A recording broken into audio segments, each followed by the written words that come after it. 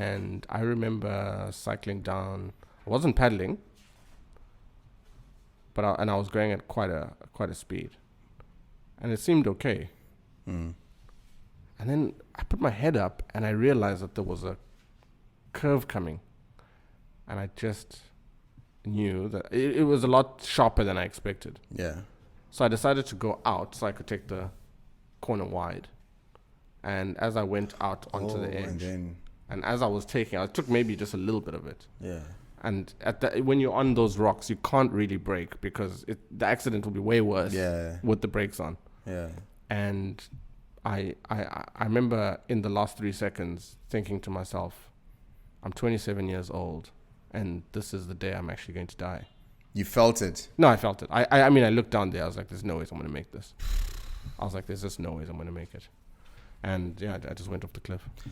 So it's a freaking cliff.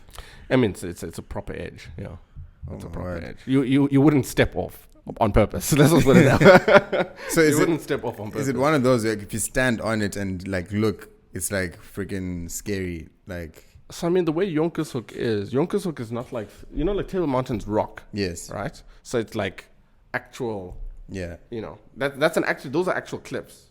Okay. yes, Jonkershoek is there's a lot of vegetation. So even though it's embedded by rock that eventually, you know, goes up, there are some trails on the top. But when you look down, you are looking all the way down, but it's just, you're looking down at an incredible amount of bush. yeah. But you can't comfortably walk down there.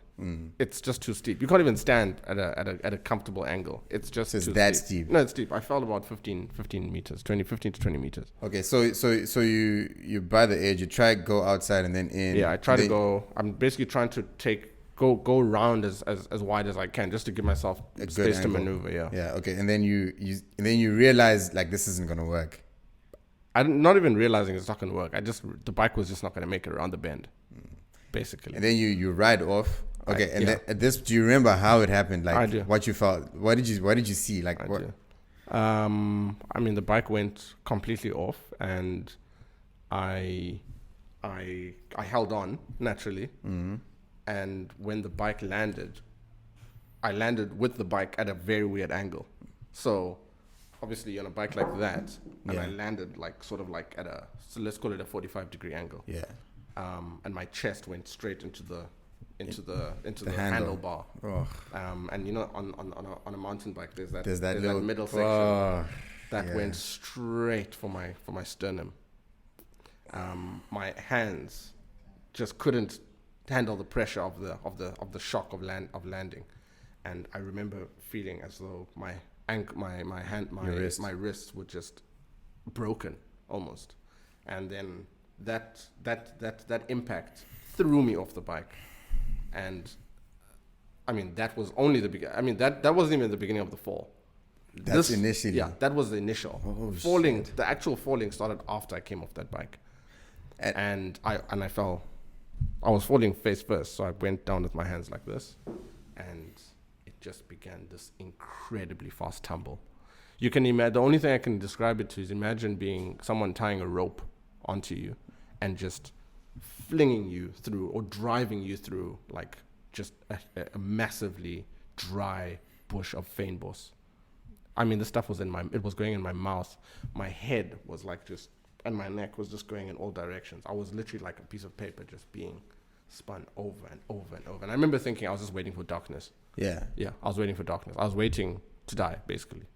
I mean, that was the only thing. Next, right? Yeah. I did not think I was going to make it. Did you have a helmet in this? I had a helmet, Okay. which actually saved me, because you can imagine all the rock under there. Yeah, like the head injuries would be. Yeah.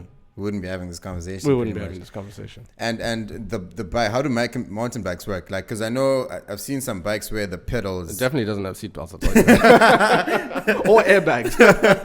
They need to put like a little airbag on the freaking handle just to save your sternum. So I know I've seen some bikes where the pedals, where you basically clip your foot onto the pedal. Is it like that? No, those are road bikes. Okay. Those are road bikes. So mountain bikes is just a clean pedal. You just It's a clean pedal. Okay, It's a so at clean least pedal. you don't. Yeah, so those are. So I mean those are called cleats. Yeah, cleats. No.